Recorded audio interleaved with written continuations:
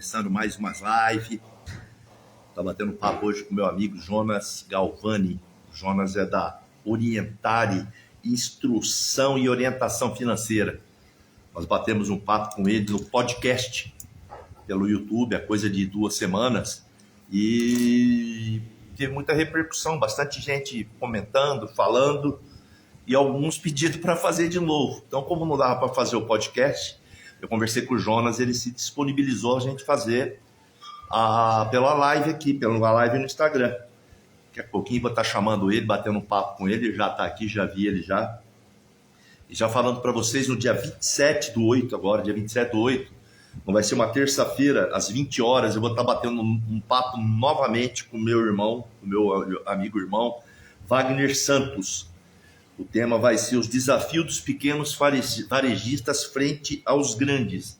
Porque a gente está vendo uma movimentação dos grandes varejistas em relação a treinamento, capacitação. Já se fazia isso, agora mais ainda. Principalmente em relação a atendimento. Atendimento é um negócio complicado nos grandes varejos, né?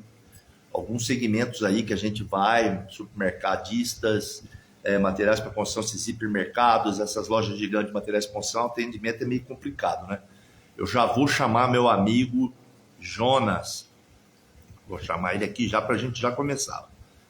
Vamos ver, cadê ele aqui? Aí. Aguardando o Jonas. Jonas. Eu chamei ele me chamou. Pronto. Tá aí, Jonas? Ah, tá aí. Tá me ouvindo? Eu não tô te ouvindo. E eu acho que é aí. É aí, ó. Você mexeu aí, eu ouvi. Ah, beleza. Ouvi? E aí, tudo certo? Boa noite. Ah, não, então tá bom. Tá tudo certo, irmão. Como é que você tá? Tudo certo, graças a Deus. Ó, Claudinha tá aqui. Já tá assistindo. Você conhece? Conheço. Ô, irmão, eu estava comentando agora, na abertura aqui, que nós fizemos o podcast, né, através do YouTube, e que teve uma repercussão muito bacana, muito legal, bastante gente comentando, falando, e alguns falaram, pô, faz outro. Como pelo podcast é mais complicado, eu falei, pô, eu convidei o Jonas para estar fazendo uma live, né? A gente até abrange mais gente, o podcast, o retorno vem bem depois. Eu falei que você se disponibilizou. Então nós vamos estar batendo um papo novamente. Eu queria te agradecer a disponibilidade e pedir para você se a gente pode dar uma alterada no tema. Claro. O tema que a gente tinha feito lá era comece cedo, mas comece certo. Eu só tirei o cedo aqui. Comece, mas comece certo. Sim. Tá bom. Eu que agradeço, viu, por estar abrindo esse espaço novamente, por a gente estar conversando, uma nova oportunidade aí. E vamos embora. Vamos lá. O Jonas, a mesma, eu mesclei perguntas que nós tivemos no podcast com algumas novas, tá? Acabou de entrar aqui um amigo meu, meu amigo Tiago do Piauí. Meu filho de Berneto entrou. Tiago, eu não posso deixar você entrar, porque a live é do Jonas. Ele está pedindo para participar. Não pode. Não pode. Jonas, quem que é o Jonas, de novo, né? Quem que é o Jonas e a Orientare? Bom, sou especialista em finanças, já atuo com isso há muitos anos, desde 2016, 2015, trabalhando com contabilidade, finanças. Tive algumas especializações na área, comecei a trabalhar em instituição financeira, em escritórios, com consultoria, assessoria. E aí, nesse meio do caminho, meu pai, minha mãe, que são empreendedores, começaram a empreender. E como eu gosto dessa área, eu invisto também, tem uma parte da Orientare que é para pessoas físicas, onde eu falo sobre investimentos. eu comecei a ajudar meu pai a fazer um DRE, fazer um caixa, fazer um balanço, tudo gerencial, né? Para ele ver quanto está lucrando, como ia indo. E aí eu pensei, pô, isso daqui pode ser um nicho aqui para eu poder prestar um serviço, para ajudar outros micro e pequenos empreendedores, como eu estava ajudando meu pai. E aí, assim, a se orientar, demorou um pouquinho até ela nascer. Eu comecei esse projeto faz pouco tempo, mas já estou nessa trilha aí há uns 11 anos, nessa área. Vixe, mãe. Novinho desse jeito começou cedo. Ó, entrou também agora meu amigo Luiz Branco, representante comercial lá na região de Sorocaba, daqueles representantes, como é que eu falo assim, dos monstros, dos bons pra caramba. Abraço, Branco. Meu irmão, deixa eu te falar um negócio. Muitos pequenos empreendedores dizem: não entendo nada de finanças. A linguagem técnica usada pelos especialistas e pelo mercado não é uma barreira? Isso é verdade. Eu vejo, às vezes, algumas pessoas no YouTube falando tanto termo técnico, tantas informações, que o empresário, o investidor, acaba tendo que conhecer mais cedo e mais tarde, mas é que são mais simples do que parecem ser. O pessoal fala muito essa empresa aqui precisa ter um crescimento, a gente precisa fazer isso, fazer aquilo, mas tem algumas coisas que nunca mudou e eu acredito que nunca vão mudar. Por exemplo, o que é uma empresa boa?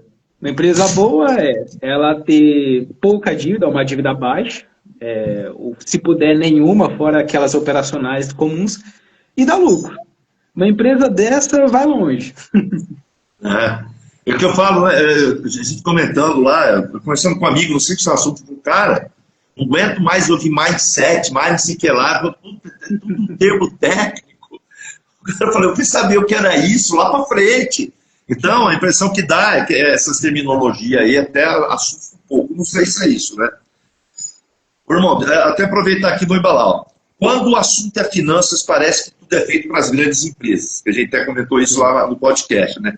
E como o pequeno pode se proteger de decisões erradas por não dominar essas terminologias e essas ferramentas? Cara? Ele quer arriscar, mas... porque eu já vi casos, por sinal, esse amigo que eu estou falando ligou para mim ontem, nada a ver, mas saiu o assunto e eu lembrei dele.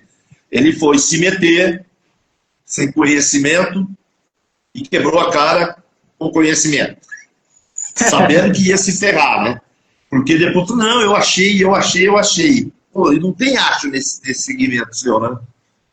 Não, o que o número... os números não tem. Só um minutinho, se eu ouvir muito barulho de cachorro aqui, tem 5, tá? Então tem hora que passa mais um na rua, fica 5 loucos aqui. Então não se assustem não, o pessoal já está acostumado. Desculpa te cortar. Não, acho. Desculpa também se algum gato aparecer miando, que aqui tem 3 também. Você é muito amador, aqui tem 14, filho. Pô, é o quê? Vamos lá, irmão. Bom, eu acho que a primeira coisa é o empresário, quando ele vai partir para o investimento, ele olhar e falar: bom, o que eu estou fazendo? O que eu estou buscando fazer aqui? Claro que ele está querendo ter a volta do capital dele, desse investimento, lucrar, mas, por exemplo, uma padaria, por exemplo. Uma padaria vai fazer pães. Se uma padaria começa a fazer outras atividades que não seja vender o que uma padaria geralmente vende, ela está com uma outra atividade. Então, primeiro ponto, clareza. O que vamos fazer?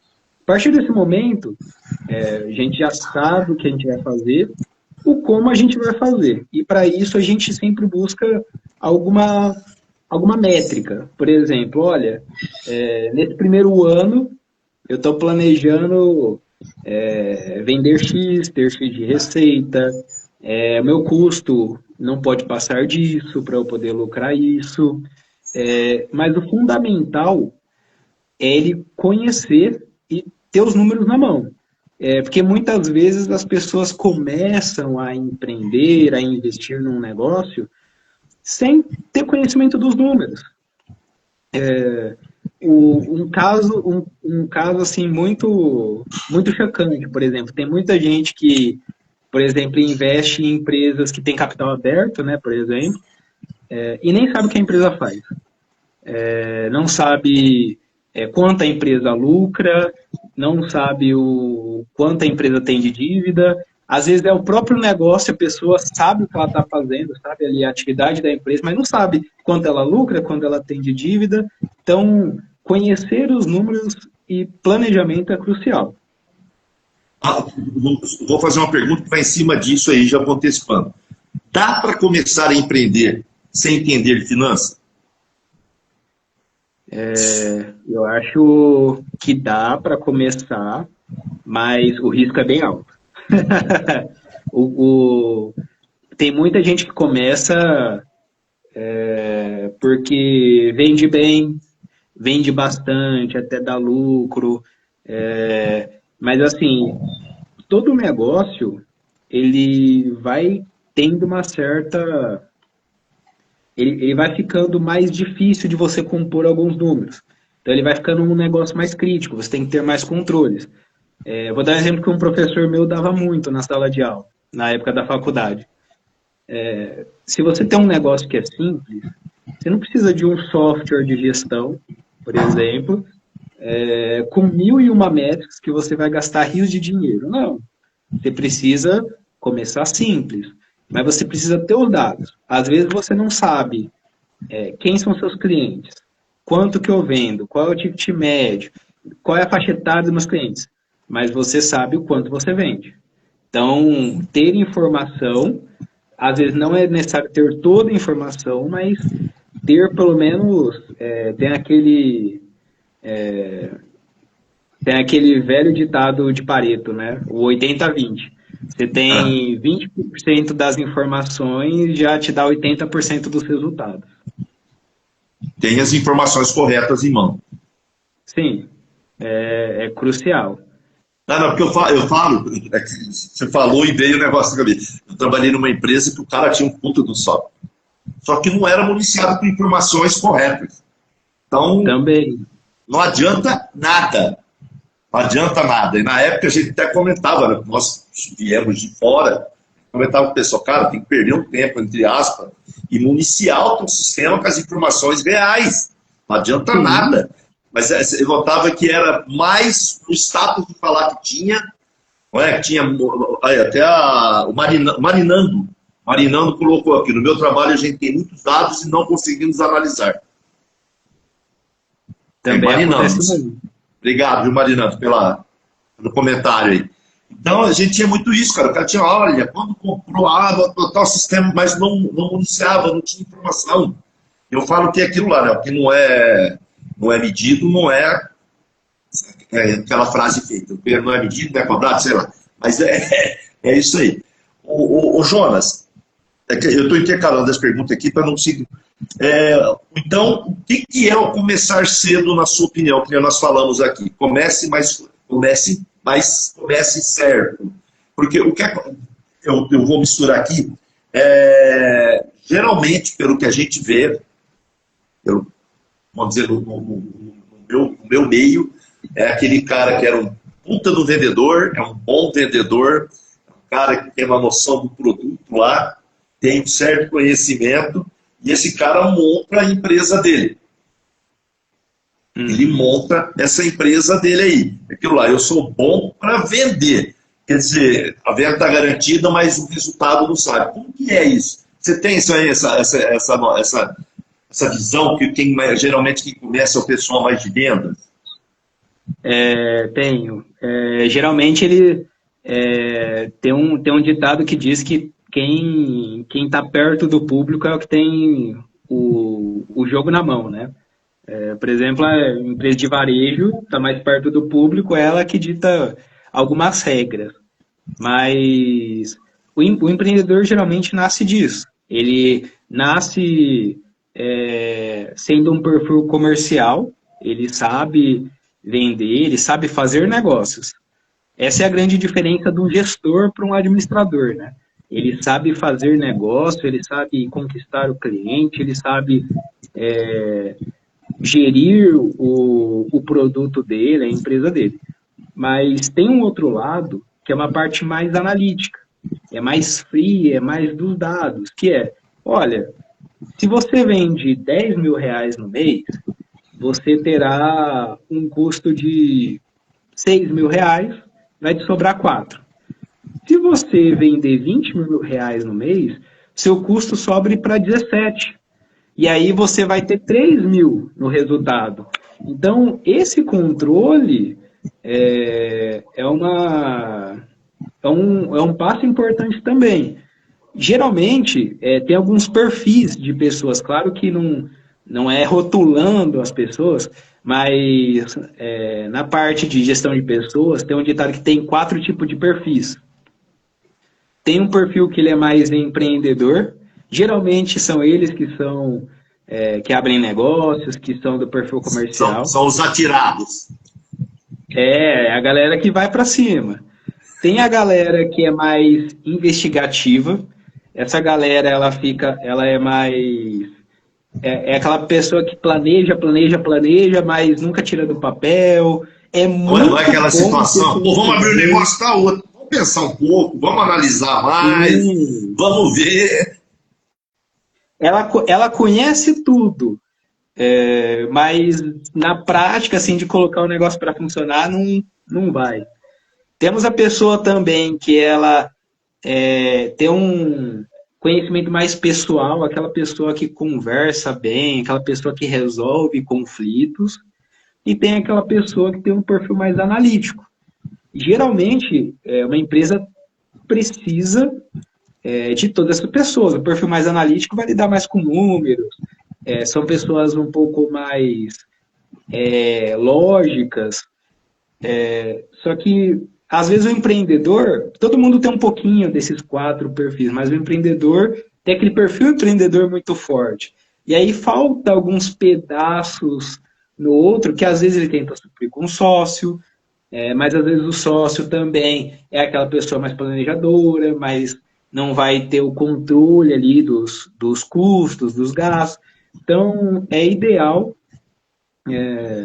que o empreendedor sempre busque ter um pouquinho dessas todas essas visões, né? E claro, é uma curva de aprendizado, né? Ninguém nasce sabendo tudo. Aquilo, por exemplo, aprender a pilotar o avião com ele lá em cima, né? Você decolou, se vira para fazer ele. Você decolou, se vira para fazer ele chegar no destino dele. O Brasil é bastante assim, né? De todos os lados. Ô, Jonas, no início, tá? No início, a gente basicamente, que nem você atende bastante pequenos e microempreendedores, no início, o que é mais essencial? Até procurei esse mais essencial, era pleonasmo, não é? Fiquei invocado com esse mais essencial. No início, o que é mais essencial? No início da largada, na hora que você dá a largada no empreendimento. Um bom vendedor ou um bom administrador? Na largada. Na sua opinião. Olha, na largada, eu acredito que é um bom empreendedor. Bom vendedor. Um bom vendedor, porque ele que vai fazer os negócios. Empreender é ter negócio. Seria aquilo jogar o dinheiro lá dentro? Seria mais ou menos isso, porque um administrador não vai fazer negócios, né? Ele vai cuidar do financeiro. Eu falo no sentido que nem eu estou começando uma empresa pequena. Cara, eu sou compras, eu sou marketing, eu sou administração, eu sou logística, eu sou guarda noturno, sou segurança. Então, geralmente é um cara sozinho, né? Então, lá é desses perfis no momento que é mais essencial. Olha, Agora que esse refinamento da sua pergunta, eu acho que o principal perfil é ele ter o pé no chão e registrar tudo que ele está fazendo. Ele precisa vender, como você falou, o perfil é de um vendedor, mas tem uma frase muito importante nesse ramo também, que é: a partir do momento que você decide empreender, sua vida não é mais vender, né? Igual você falou, vai precisar do marketing, vai precisar de tudo. Mas uma grande coisa que não tem como fugir, com certeza, é que a pessoa vai precisar de planilha. E nem precisa ser o Excel, planilha eletrônica. Às vezes um caderno. A pessoa tem lá anotado no caderno, mas ela tem o controle do que está acontecendo. Isso eu já vou antecipar uma pergunta, eu tenho costume de cortar, não, mas você desculpa, tá? Que vai em cima do que você está falando. Começando, no começo, em relação aos controles, Excel basta? É que associa com essa pergunta que você está falando aí, tá? Por isso, essa é a resposta. Olha, no começo, dependendo do tamanho da empresa, basta, porque o Excel, ele é uma ferramenta muito potente. Só que ele demanda uma certa prática. Ele dá para você programar dentro do Excel, dá para você automatizar várias rotinas financeiras. Só que geralmente a pessoa ela se resume em colocar ali algumas informações, às vezes ela de forma não estruturada, mas corretamente, para depois ela conseguir ter a informação. Por quê? Quando você pega uma planilha de Excel, por exemplo, o que for, ou até um sistema mesmo, um software de gestão, você vai ter dados.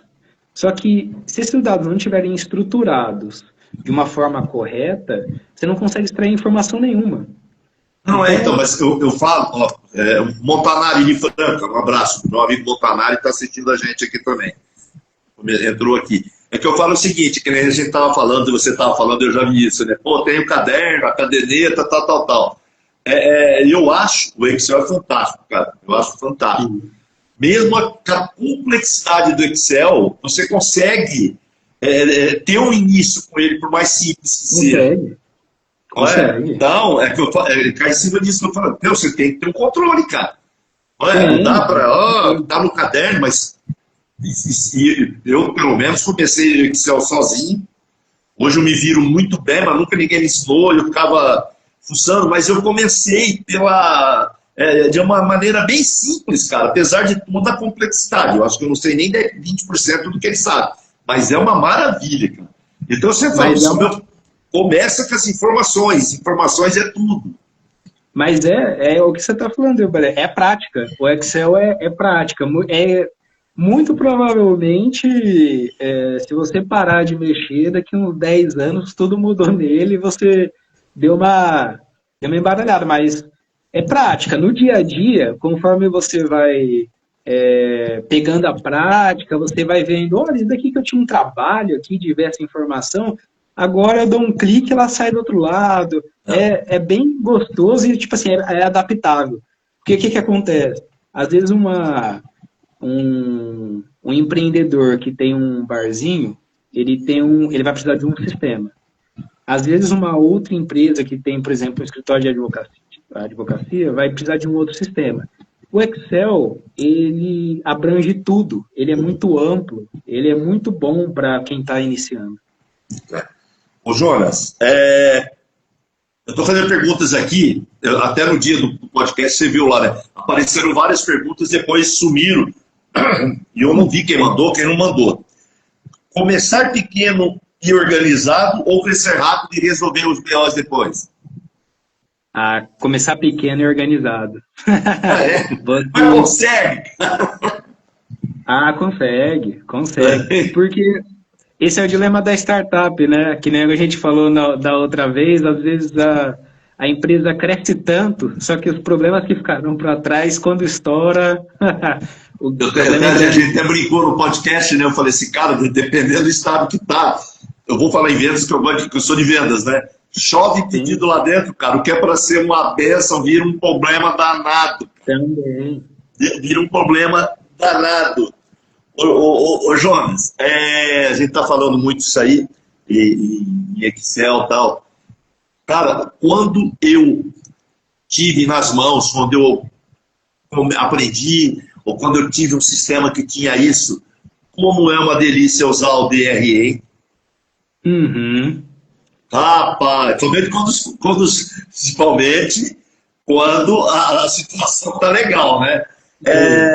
Qual a importância do DRE logo no início? Eu estou até abordando um pouco em cima da Orientare, se tem essa orientação de já começar já tendo tudo isso em mãos.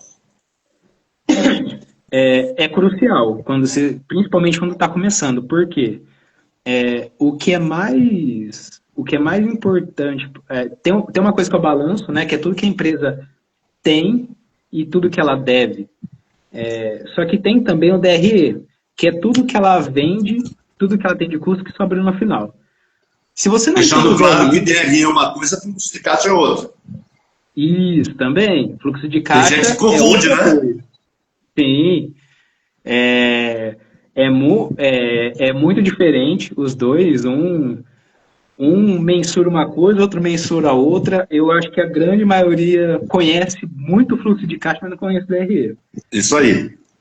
Mas, para quem está nos assistindo, para ter um exemplo prático, antes do dinheiro entrar no caixa, ele passa pelo DRE. Então é como se fosse o DRE puxando com uma cordinha o dinheiro e o caixa indo atrás, pegando parte do dinheiro aos poucos. Então, primeira coisa, para ter caixa, precisa ter receita, ter lucro no DRE, e aí esse lucro entra no caixa. E um negócio muito importante, Debraer, que eu acho que é uma dor do empresário atualmente, que não tem o DRE, né? Se ele tem o DRE, ele está por dentro. Mas não é todo o caixa dele que é lucro. Então, se ele não tem o DRE, ele não sabe quanto daquele caixa é lucro para ele fazer uma retirada, além do Prolabore dele, né? Porque o Prolabore é uma coisa, a retirada de lucros é outra. É uma das próximas perguntas agora que eu vou pegar no seu pé. Vou continuar, desculpa, só para falar só. Não, o DRE, ele conforme você vai, ele vai engordando, digamos assim, o dinheiro vai sobrando caixa. Tem alguns cálculos para saber quanto do dinheiro entrou, quanto do dinheiro não pode sair de jeito nenhum. Porque o caixa, ele é a principal defesa da empresa. Sem caixa, então, o fluxo de caixa mal trabalhado, mal organizado, ele não, vamos falar assim, ele não detona tudo de bom que o DRE mostrou? Detona. E também engana. Eu vou dar um exemplo aqui. Eu não sei se tem alguém aí na live que mexe com isso, mas tem alguns pequenos produtores rurais. O produtor rural, ele precisa ter um caixa mínimo, um valor ali no caixa muito grande. Por quê? Ele vai consumindo esse caixa e vai caindo e vai indo até que, de repente, bum! Às vezes nem é dentro de uma mesma safra, às vezes é dentro de um ciclo, às vezes ele passa 2, 3 anos consumindo caixa, tendo pouco lucro ou pequenos prejuízos, só que quando o dinheiro entra... Quando pega uma safra boa, né, com preço das commodities maravilhoso.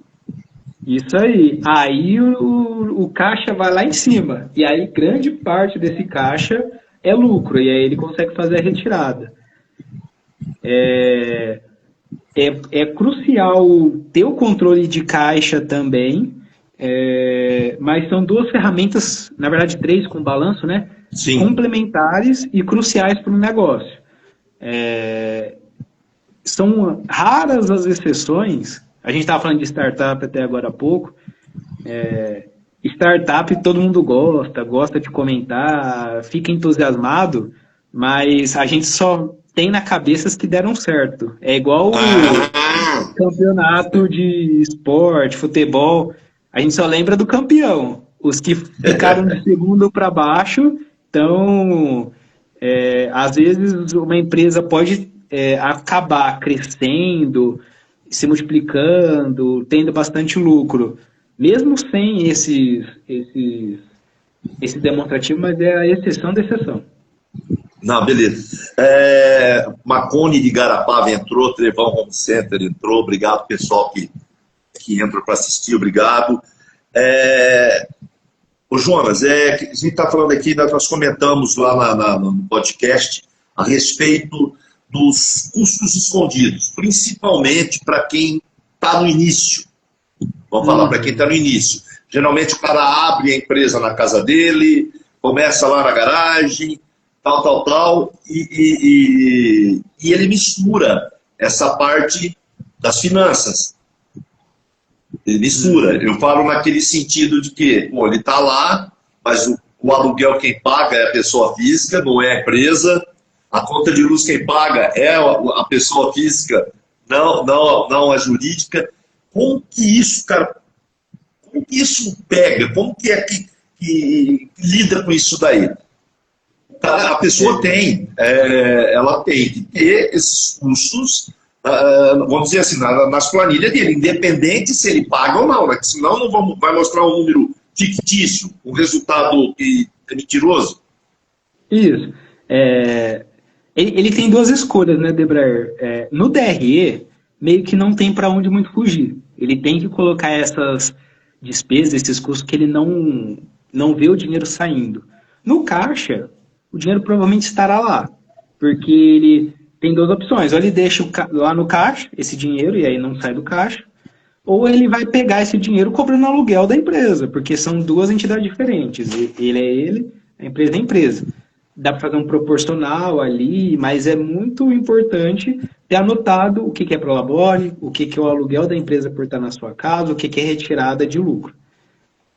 Mas no DRE, é muito importante você ter essas informações, porque se essa empresa começa a crescer, e você... Vou dar um exemplo aqui. Você faz doce na sua casa e vende. E esse doce, você vende a R$2. E aí você vende, o negócio começa a crescer, e aí, de repente, você não consegue mais produzir na sua casa, por falta de espaço, N fatores. E aí você vai para outro lugar. De repente, você fala, mas não tá sobrando dinheiro. Quando eu estava pequenininho em casa, sobrava. Mas é porque R$2 não é um preço que vai tampar todos os custos de despesas. Agora que você tem uma nova despesa, seu preço está errado. E aí você sobra o preço, às vezes você não consegue vender a 2, você não tem escala para fabricar para vender por 5, você vai vender a 10. E aí o pessoal não compra mais porque acha que está caro. Mas principalmente que o nicho de mercado dele é amigo, é colega, é o bairro que ele está, não é? Também. Estou com me mordendo aqui. Então, por isso que eu sempre falo. Eu vi várias vezes isso daí. Não, cara, tô lá em casa, não pago aluguel, tá lá, minha esposa me ajuda. Pô, sua esposa é uma funcionária. Sim. O aluguel você teria que estar pagando. Se a sua esposa não estivesse ali, alguém ia estar fazendo esse trabalho, né? Não, tô ganhando. Então, vamos ver se está ganhando mesmo. E outras coisas, né, Debraer? Por exemplo, vamos supor que ele tem uma máquina, vamos por alguma coisa ali que ele usa para fazer esses doces, não sei, algum equipamento. Esse equipamento tem uma coisa que a gente chama de depreciação.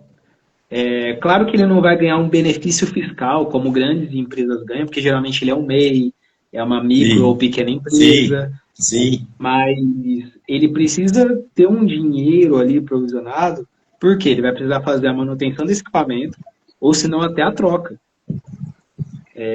Então, são algumas despesas que ele não vê, e por isso é importante ter o DRE depreciando esses ativos, para quando ele precisar trocar essa máquina, às vezes é um veículo, qualquer ativo que ele tiver, ele precisa trocar, de repente ele fala, poxa, não tem dinheiro. Aí eu vou atrás de crédito, vou pegar uma dívida que os juros é muito alto porque eu não estava planejado para isso, ou então eu vou fechar a empresa porque não tem como mais eu produzir, o que vai acontecer?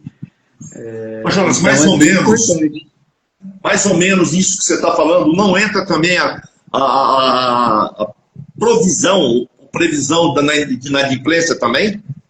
Também, porque quando você, no DRE principalmente, quando você vende, você vai registrar lá a receita, então você tem um lucro, porque tem uma diferencinha de DRE e caixa.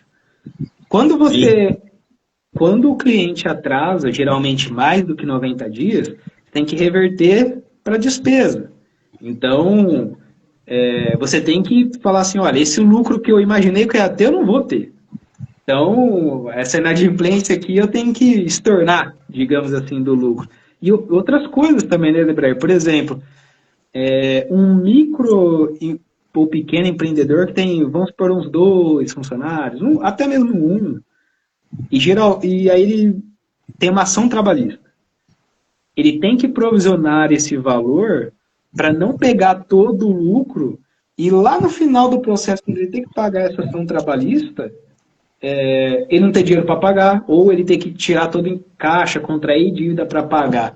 É tudo planejamento.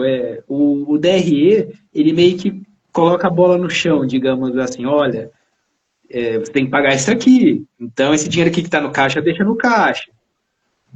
E assim o negócio vai indo. Outra pergunta aqui para você, tudo em relação, lógico, ao começo, né? Prolabore ou retirada? Baseando-se no começo, sempre nos pequenos. Prolabore ou retirada? Olha, pensando que muitas vezes a receita não será suficiente para pagar o Prolabore, é muito importante que no DRE você coloca lá o Prolabore, mesmo que não tenha sido pago, sim, mas perfeito. você pegue retirada se sobrar um dinheirinho.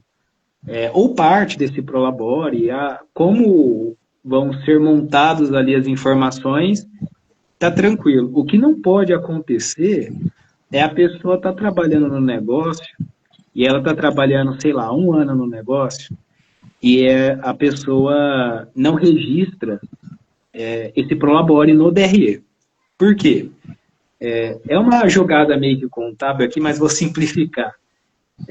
Quando você coloca o Prolabore lá no DRE para bater do lucro e você não pega esse dinheiro, é como se você estivesse investindo na empresa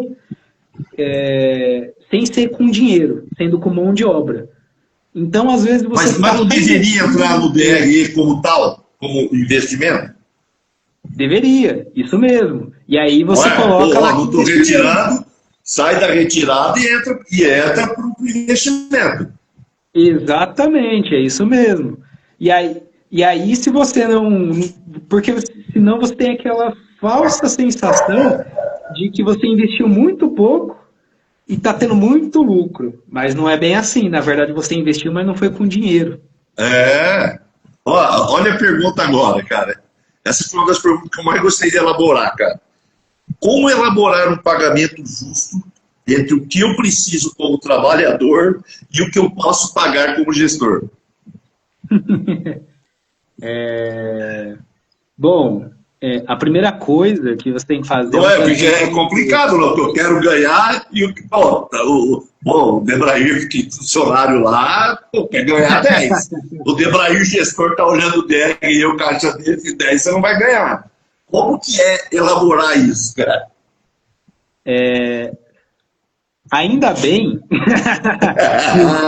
muitas vezes a pessoa que é empreendedora, ela trabalha no negócio, né? Porque já pensou se a pessoa empreendesse, mas só investisse dinheiro e não trabalhasse no próprio negócio? É raro isso daí, mas às vezes acontece.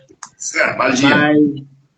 Mas a empresa, tem alguns casos de empresas que até o próprio empresário que quebra a empresa, porque ele quer se autorremunerar numa quantia tão alta que a empresa não consegue gerar isso de caixa para remunerar ele. Não, e ele estipula um salário para ele que a capacitação dele no mercado ele não ia ganhar 20% daquilo que ele está estipulando para ele. Também tem esse Não ponto. é? Pô, você está botando. Pô, eu estou botando o salário de diretor, tá, mas você não tem você não me dá o retorno, mesmo sendo dono, como o diretor que está naquela empresa que você está dando como exemplo, né? Sim, e é crucial ele ter um planejamento financeiro, né? Porque se ele tem uma métrica ali, quanto que eu tenho que vender esse ano? Em cima dessa venda que eu estimo ter, quanto que eu vou ter que comprar de mercadoria, comprar de insumos para fabricar, prestar serviço, todos os custos. Quanto que eu consigo me encaixar aqui de salário? Ainda sobra lucro? Tem que sobrar, teoricamente, porque lucro é uma coisa, prolabore é outra. Então, para estipular isso, primeira coisa fundamental, planejamento. Não tem como ele falar, olha, eu vou pegar aqui um percentual do que eu faturar, porque vai acabar não dando muito certo, porque às vezes a despesa fixa aumenta, tem muitos fatores, então, crucial para ter esse equilíbrio entre gestor e colaborador, que é a mesma pessoa na empresa, se planejar. É ter o planejamento inicial, não tem por onde fugir. Ô Jonas, quais as habilidades, vamos falar assim, enquanto CEO da Orientária, que você tem, que você vê, quais as habilidades financeira, administrativa, que você observa desses pequenos empreendedores que começam a crescer com solidez? Aquela que você fala assim, poxa, olha, esse cara tem essa habilidade e ele está indo bem. Quais são essas habilidades que você fala assim, nossa, esse cara vai? Logo que você começa, que tem que ter uma certa habilidade. Eu não tenho. Eu não tenho, meu negócio é outro. Eu já sei que eu não tenho. Adoro ver lá, mas eu não sei lidar com isso daí. Quais são essas habilidades que você percebe? Bom, eu acho que a primeira é persistência, porque muitas vezes, a gente está falando de planejamento até agora, né? Planejar é lindo e maravilhoso, mas cumprir esse planejamento é difícil. Acho que a outra seria a paciência, porque às vezes a pessoa está incomodada no trabalho, ou ela está abrindo um negócio pelos motivos errados. O que ela quer? Ela quer ver o negócio decolar, viver disso da noite para o dia. Mas às vezes o negócio precisa de maturidade. E aí, às vezes a maturidade vai ser criada em um ano, às vezes é em um mês, às vezes é em 2 anos. Então, paciência, fundamental. E o terceiro, eu acho que é a pessoa ser organizada, e aí, organizada, eu não vou dizer também, anotar até a casa decimal do centavo ali, por exemplo, nossa senhora, não está batendo um centavo aqui. Mas ter pelo menos os números macros para ela identificar o que está acontecendo. Muitas vezes a pessoa nem sabe se está tendo lucro ou não, se ela vai pegar um empréstimo para crescer, o quanto ela consegue pegar de empréstimo, o quanto ela consegue pagar. Então, acho que esses 3 fatores são cruciais para quem está começando, e quando eu já vejo que vai dar certo. Tem uma a resiliência também, né? Porque, vamos falar, principalmente quando é uma empresa familiar que está começando, tem muito choque, né? Porque aquilo, quando você vê que a família monta um negócio, é aquilo que você falou, né? Já cai achando que as expectativas de ganho são muito maiores do que as expectativas de sucesso e realização. E você não vê, estou falando isso no universo que eu vivo, tá? No universo que eu já vi. Você vê que está todo mundo já contando que vai gastar o dinheiro, mas você não vê ninguém mostrando como é que vai ganhar. Para gastar caminhonete e rancho, meu Deus do céu, a primeira coisa da lista. também entra na resiliência, eu acho que é a paciência Sim. e a persistência juntas. Mas isso daí que você falou, Debra, é muito importante também, principalmente esse caso aí que você comentou de adquirir bens pessoa física antes do negócio prosperar. Isso.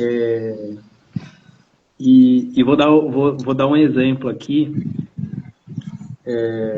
Às vezes, o empresário ele tem uma lojinha ali, a empresa vai funcionando, tudo direitinho.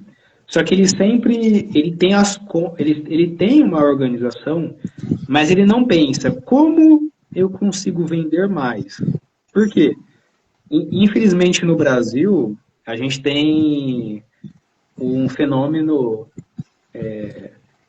muito grande que é a inflação. Então, se ele não pensa em aumentar a receita, uma hora ou outra as despesas vão consumir todo o resultado dele.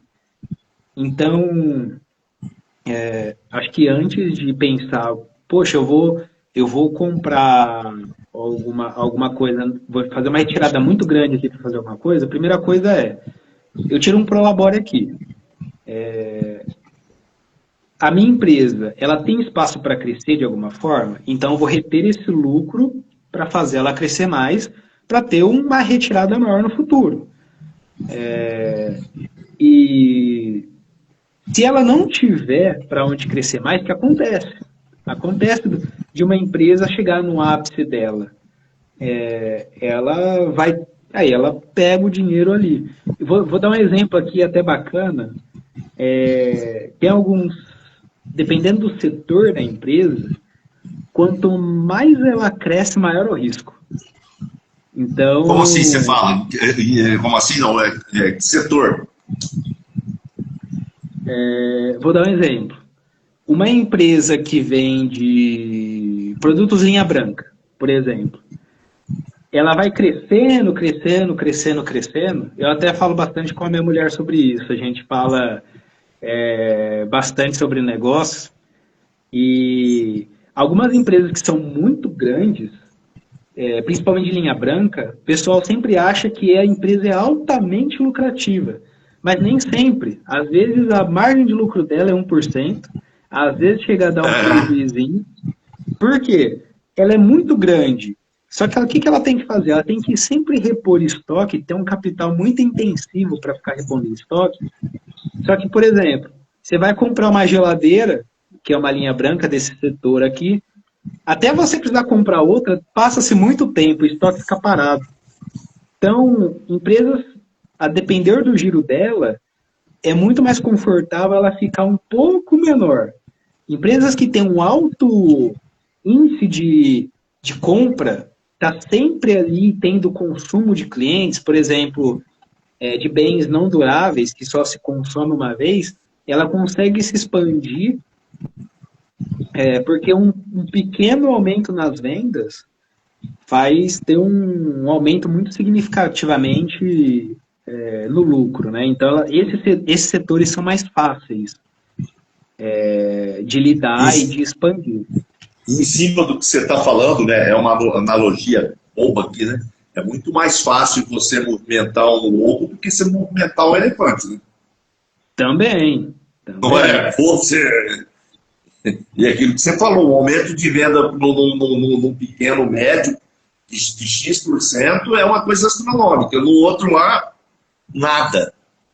Sim, e assim, principalmente para quem está nos assistindo aqui, não me entenda mal, um setor não dá para crescer muito.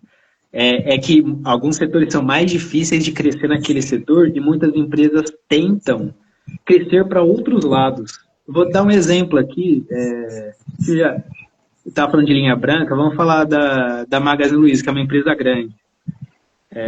A Magazine Luiza tem outros produtos, tem consórcio, tem uma financeira. Por quê?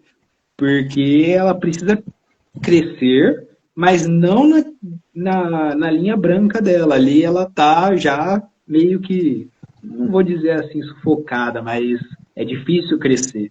Ela até tem uma linha de sapatos, se não me engano, não lembro direito a marca, mas ela tem uma linha, acho que é Netshoes, e ela é uma das sócias.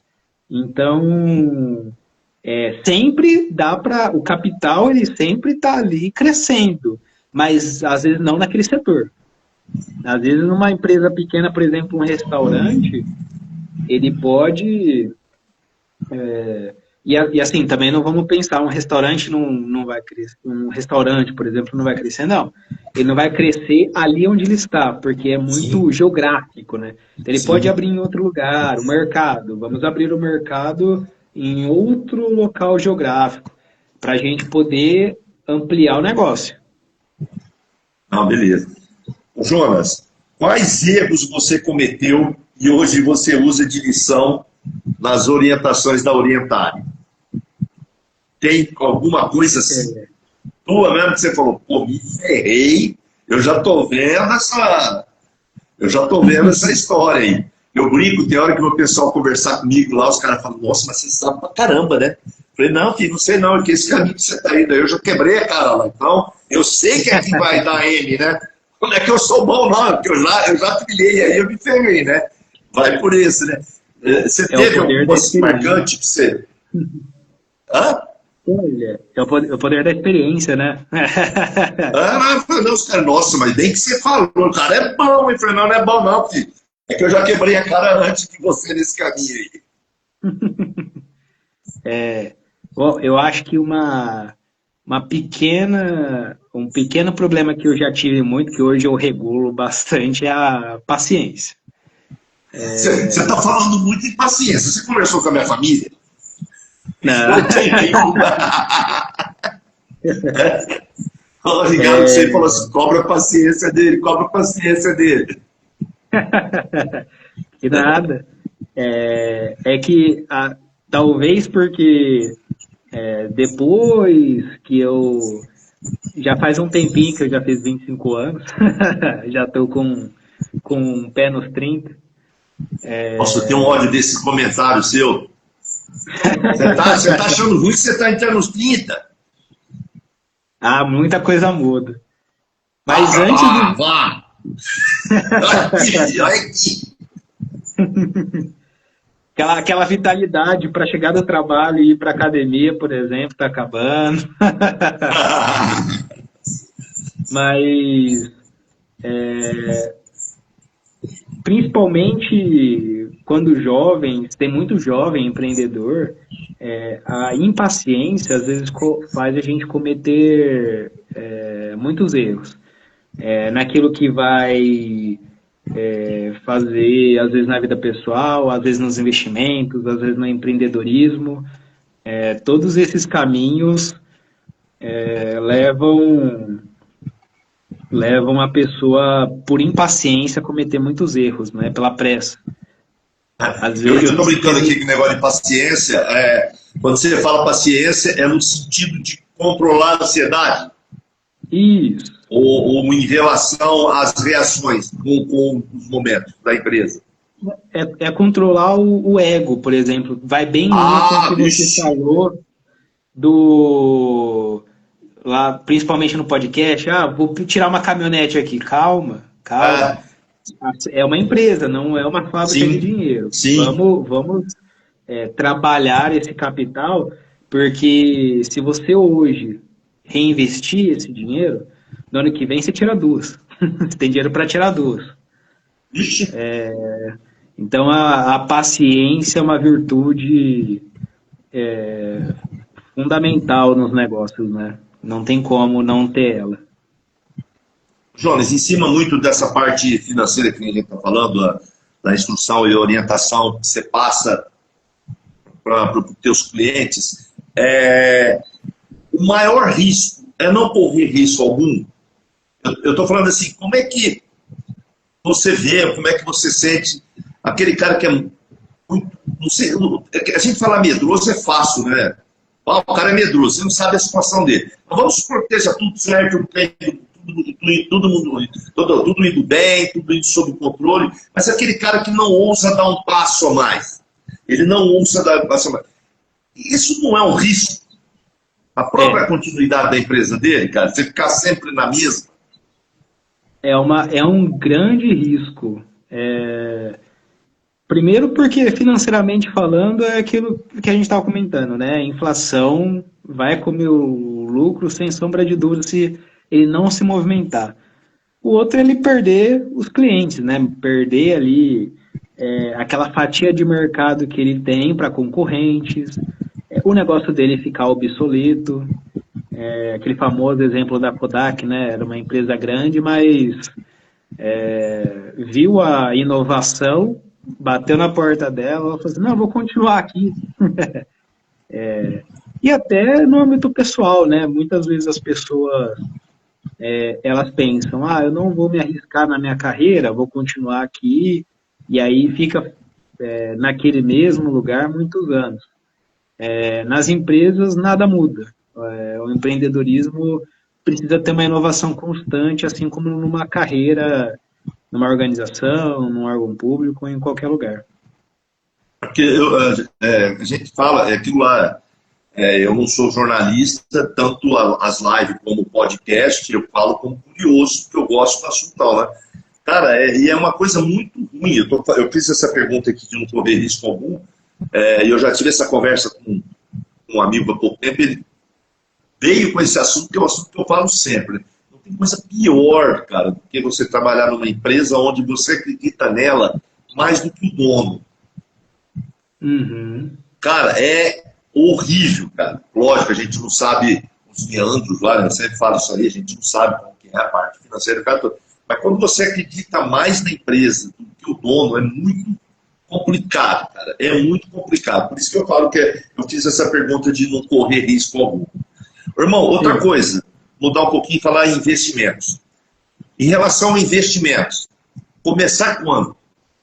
Sempre baseando o que nós estamos falando para os pequenos, né?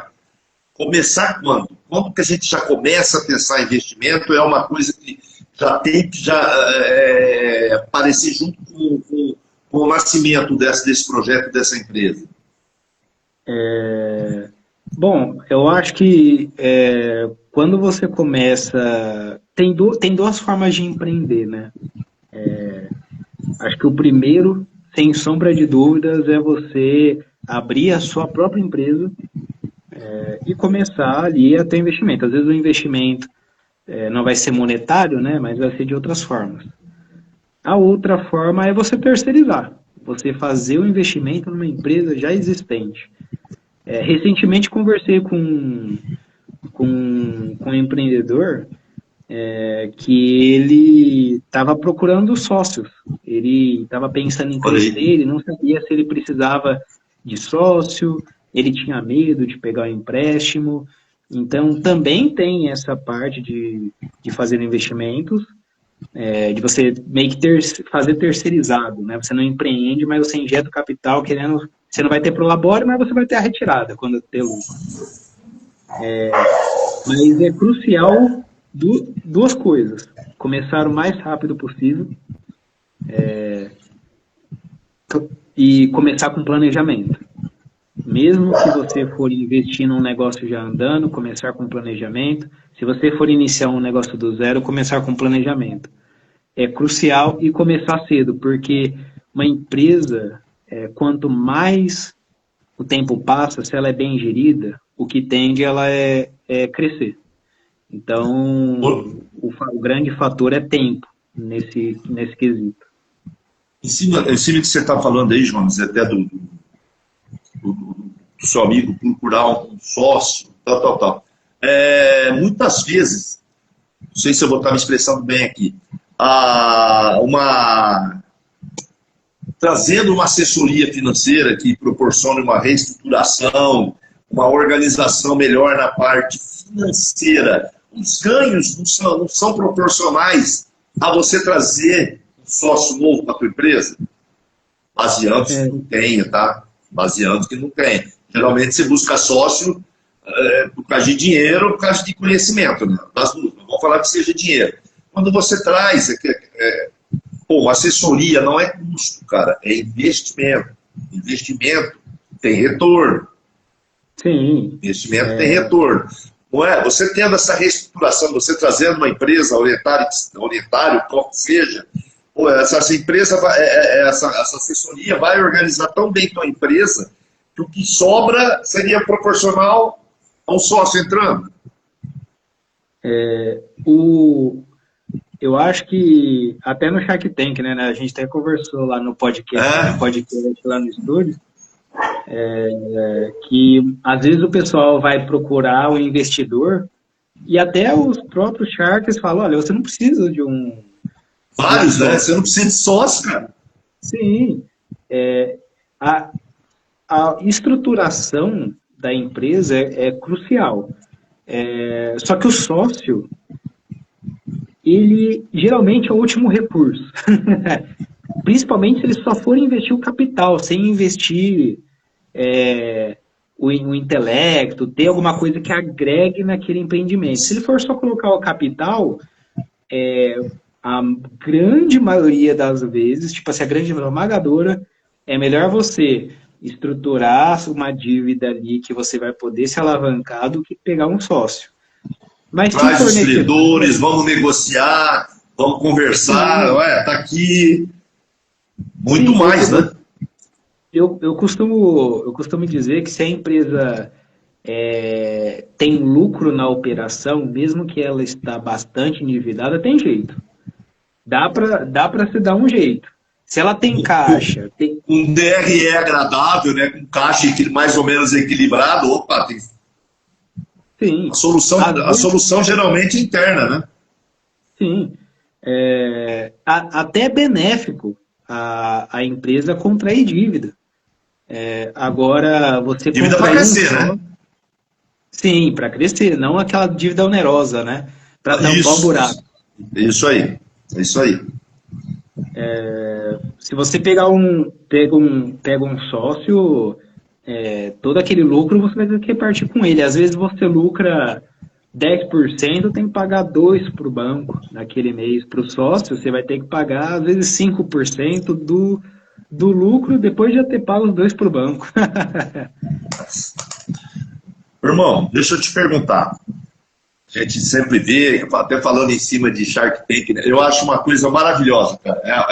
Eu até falei no podcast, eu não sei se foi com você, que como brasileiro assiste Shark Tank, o sócio, quando era o Justo lá, você está demitido, como gosta, né? Como que é legal o negócio dele.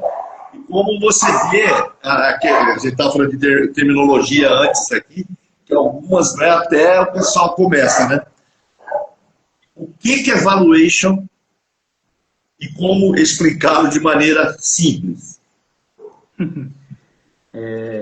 Bom, vamos lá. O valuation é o quanto uma empresa vale, um negócio vale. Às vezes, você tem um negócio ali, por exemplo, que você vai ter imóveis para explorar esses imóveis com aluguel, às vezes efetuar uma venda. Um exemplo. A sua empresa geralmente não vale só os ativos que ela tem. Ela não tem, por exemplo, se você tem ali alguns imóveis, ela não vale só os imóveis. Ela não vale só os estoques. E ela não vale também tudo isso que ela tem menos o que ela deve.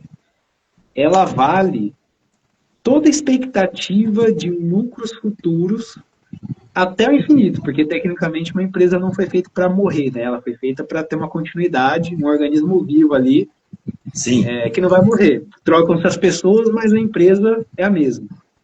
Então, geralmente, o que a gente faz? Vamos olhar, e uma das vertentes que eu faço nessa assessoria, principalmente, é olhar o valuation. A gente realmente faz um valuation da empresa para ver se a empresa está crescendo. É uma medida para você ver. A empresa está aumentando o valor ou não está? Você não, que nem você está falando aí, o valuation não é estipulado somente com o objetivo de venda. Não é só estipulando venda. Também é uma medida crucial para você ver se a empresa está aumentando de valor ou não. Tem formas de você gerir a empresa baseado no valor dela. Vou dar um exemplo aqui. Às vezes a sua empresa, você faz um valuation, geralmente é muito otimista, mas você tem a impressão que sua empresa vale 1 milhão. Às vezes acontece até no Shark Tank, né? O pessoal, às vezes, tem uma empresa que vale, na verdade, 300 mil, chega lá, 1 milhão, 10 milhões. Mas essa empresa, você lucra mesmo com ela, que você faz retirada, R$ 1.000 por mês. Então a empresa gera um grande valor, mas não é rentável. Então o valuation. Movimenta muito, sobra pouco. Sim, exatamente. O valuation é uma das medidas para você mensurar a saúde da empresa. Um valuation crescente, uma empresa que aumenta o seu valor, é fundamental.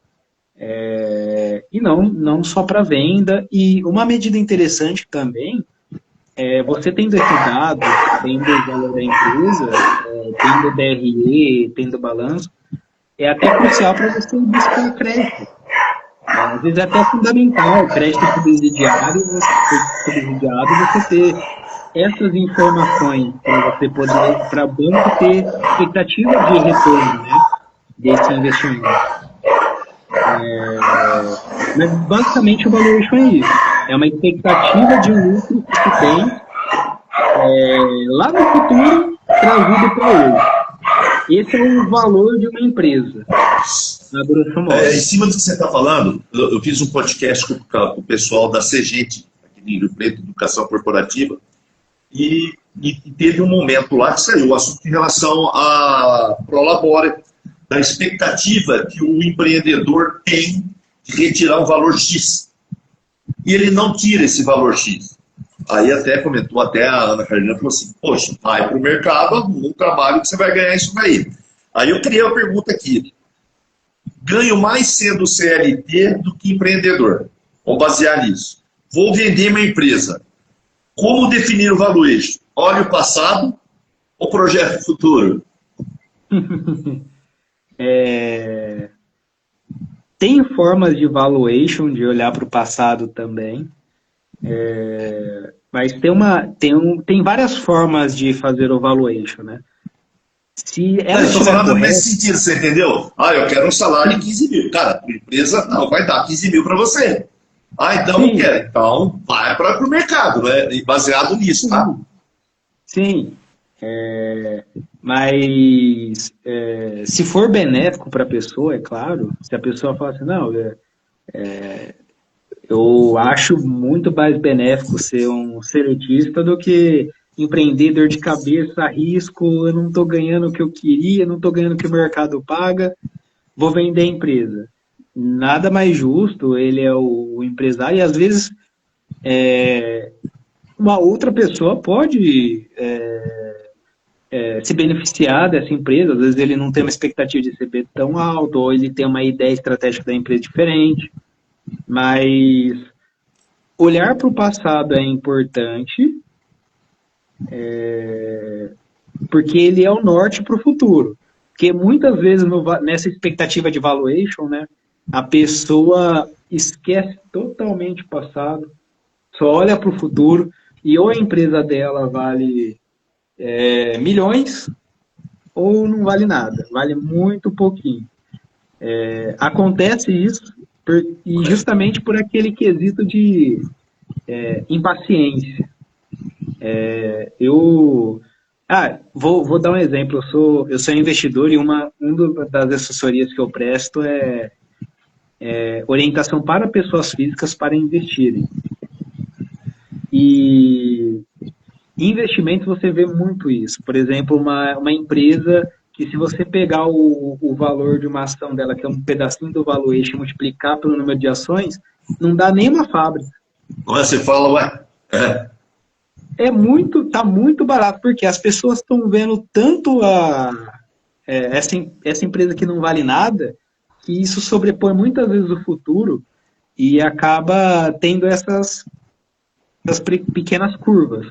Mas o pequeno investidor, ele tem esse meio, vamos fazer um valuation, vamos vender, tem essa possibilidade, tem sites até que dá para você anunciar em empresas.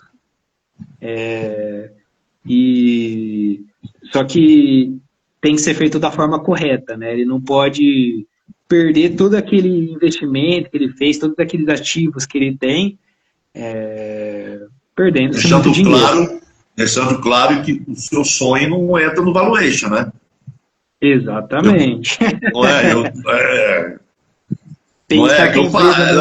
O meu sonho é que a empresa fosse isso, isso, isso. Ela não foi. A chance dela ser só se ficou com o outro. Então, ó, o Wallace Donizete está mandando boa noite para você. Boa noite. Mandando uma boa noite para você. Meu irmão, por que a parte financeira ela é tão mistificada assim? Ela dá tanto medo. Por que não pode ser mais simples? Isso é uma coisa assim cultural nossa? Eu acho que sim, mas Só fazer uma parte brincando, rapidinho, tá? Olha que quando o cara é do financeiro, putz, não é? Falou financeiro na empresa, é o pessoal que você nem chama para tomar shopping, o pessoal do comercial sai tapa. Bom, eu acho que tem dois problemas, né? O primeiro é que quem entende de finanças às vezes cria complexidade demais, mais do que exigida. E o outro também é que às vezes a pessoa, por estar no início ou ainda ser um micro, pequeno empreendedor, fala, eu não preciso disso. E aí gera aquelas estatísticas, né, que o Sebrae e a FGV tem, de que a maioria dos pequenos empreendedores acaba fechando no primeiro ano, né, de atividade. Às vezes não é necessário um controle tão rígido como uma empresa grande. Mas é necessário controle. É necessário controle. Não naquela robustez de dados necessária numa empresa grande, mas é preciso um controle. Porque fica essa coisa de financeira, cara, os empreendedores que estão ouvindo, que vão ouvir, cara, para com esse negócio que eu não preciso. Precisa. Até quem sabe demais precisa. Imagina quem sabe de menos.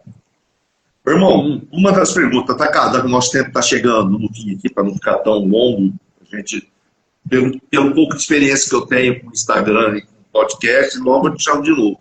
Pode escrever. Irmão, agora é uma opinião, assim, gostaria de saber a sua opinião pessoal e profissional. Até onde insistir com uma empresa, com um negócio? Como assim, Deber? Não... Até onde? Você está lá vendo, que estou tentando, não vai, a coisa não está indo. Até que momento eu devo insistir com essa empresa? Até a hora que eu tinha que chegar e falar assim, eu preciso fechar. Eu falo no sentido que eu acho que você já deve ter visto isso, precisa fazer alguma lá, e que você olhou e falou, cara, não vai. Deve ser horrível você falar isso. Eu acho que a partir do momento que quando chama uma assessoria, independente do segmento que for, eu vejo como uma tábua de salvação. E geralmente deixa-se para chamar quando a coisa já está muito ruim. Né? A gente falou aqui, chame no começo, cara. Não é custo de investimento. Até onde insistir, cara? Até onde você acha que isso é viável? Tem alguns indicadores de risco. Se você tem o DRE, tem o balanço ali, você faz um cálculo de alguns indicadores que eles vão te dizer, olha, tem um indicador de risco que ele é muito bom. Se ele der ali um certo nível de endividamento... X percentual de chance, pode ir embora. É isso aí. Mas se a pessoa não tem isso hoje, não tem esse refinamento de trabalhar com indicadores, ela tem que projetar as entradas de caixa. Então, olha, com esse nível de vendas aqui, eu consigo sobrar isso aqui no meu caixa. Então, vamos supor que todo mês entra R$1.000 de caixa. Só que aí a pessoa tem 10 mil todo mês para pagar de dívida. E ainda pior, se não gerar caixa. Se a pessoa vende, mas no final o caixa está diminuindo e a dívida continua a mesma ou até pior, aumentando. Isso aumenta, né? Aí já acabou. É melhor a gente liquidar a empresa, né? Se tiver algum ativo, vende. Às vezes tem até como salvar, é o famoso turnaround. A gente vende muitos ativos da empresa. Tem empresa grande fazendo isso atualmente. Vende um monte de ativo. Para a gente Oxigena a tentar empresa. liquidar. Isso, cria caixa, reestrutura os custos, reestrutura a dívida e vamos nessa. É como se fosse uma segunda chance. Mas aí aquilo lá é o dinheiro que entrou fazendo dinheiro. Não é dinheiro que entra. Eu estou falando isso porque tem um amigo meu que nós estamos falando sobre isso esses dias da empresa dele. Entrou um dinheiro lá, falei, cara, o dinheiro que entra, ele tem que fazer dinheiro. Se esse dinheiro entrar na tua empresa só para pagar a dívida antiga, dívida lá atrás, e não gerar receita, não gerar caixa, cara, não coloca o dinheiro. Isso aí, se você vender ativo e não virar nada, você não arrumar os custos, não mudar nada, você vai acabar, né, no mesmo problema de novo, mais cedo ou mais tarde. Eu vejo muito isso. Irmão, fazer a última pergunta para você. Se você pudesse dar apenas um conselho para quem está começando, qual seria? Vou te dar uma chance, eu só vou levantar a bola sua, hein? Comercial é uma merda, cara, quer ver? Sem se chamar orientário, que conselhos você daria? Entendeu? Planejamento. Você se planejar e para você poder mensurar se está indo bem ou não, e se aquilo que você pensou para a empresa está dando certo ou não. E às vezes a pessoa é muito otimista, né? Igual você falou, ela planeja um negócio que ela quer, mas não é essa a realidade. E se não é fica aquela situação, né? Melhora 6 meses, um mês dá uma melhoradinha. Não é algo sazonal, é uma bolha. Agora vai. Sim. Agora vai. E não vai. Sim. E a paciência que a gente falou bastante nessa live. Porque não adianta nada você planejar. Você planeja que a empresa vai te render 1 milhão nesse ano. A empresa está começando. Se deu certo, ótimo. Se não deu certo, vamos trabalhar para isso chegar algum dia. Tem várias ferramentas. Já, igual você falou que erguei minha bola, a Orientale, o que ela é? Ela é uma facilitadora. A gente tem o conhecimento técnico da administração. Então, planejamento, fazer um plano de negócios e um planejamento financeiro. A pessoa, muitas vezes, até não tem tempo de estruturar esses dados para fazer um DRE, ou então também não conhece algumas lógicas. Não sabe a dinâmica, né? O que mensurar. Isso. Manda para a gente as informações, o que está acontecendo, a gente monta o demonstrativo, tem até uma ferramenta, a gente monta o demonstrativo e faz um parecer, olha, esse indicador aqui tem que melhorar e como vamos fazer para melhorar. Porque é todo um conjunto, né? Porque o gestor tem a experiência dele de gestor e o administrador tem a experiência de administrador. Em empresas grandes, tem vários administradores, economistas, contadores, falando para o gestor, olha, isso aqui tem que dar uma ajustadinha, isso aqui está indo bem, vamos manter, tem espaço para melhorar. Fazendo previsões e projeções. Sim. O que a Orientale faz? Ela pega tudo isso que as empresas grandes têm e leva para os pequenos empresários, os micro e pequenos empresários. Com um preço acessível, é claro, porque sempre a terceirização, geralmente, né, a grande maioria esmagadora das vezes, é mais barata do que você contratar mão de obra. Você vai contratar ali um colaborador, ainda mais com conhecimento técnico, ele vai despender ali valores altos, fora os encargos trabalhistas. Na prestação de serviço, por exemplo, a gente tem planos para mês de R$ 300 por mês, para pessoas físicas, para Realmente para os micros e pequenos, né? É aquele público que a gente fala que o pessoal está deixando de ganhar dinheiro com eles. Sim, também é para ajudar. Tem um custo, é claro, mas a gente sabe o dia a dia do empresário, né? O do micro e pequeno empreendedor. A dificuldade é grande para gerar caixa. É diferente de uma grande empresa. Então a gente sempre está nesse andar lado a lado com o empresário. E uma coisa que eu falo, o conhecimento de causa, por experiência própria, e de tanto conversar com o pessoal através aqui do Pequenos em Foco, do podcast. Você procurar ajuda não é nada pejorativo. Eu acho que quando você procura ajuda é um tremendo ato de coragem, cara. Você procurou ajuda, é um ato de coragem. Procure ajuda, procure orientação.